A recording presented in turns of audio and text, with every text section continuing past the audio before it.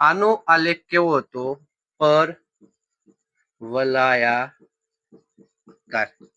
Okay, કેવો હતો? પરવલયાકાર. હવે પરવલયાકાર હતો, પરંતુ પરવલયાકારમાં બે ભાગ પડતા હતા. કયા કયા? જો એક તો જો હવે બે ભાગ પડતા હતા. કયા કયા? એક એ છે એ 0 કરતા મોટો હોય અને એકમાં શું હતું? એ 0 કરતા નાનો હોય. ઓકે, હવે 0 કરતા એ મોટો એટલે કે કેવું? ધન. જ્યારે 0 કરતા એ નાનો, 0 કરતા એ મોટો એટલે કેવું? ધન. 0 કરતા એ મોટો હોય તો ધન. જ્યારે 0 કરતા એ નાનો હોય તો કેવું આવે?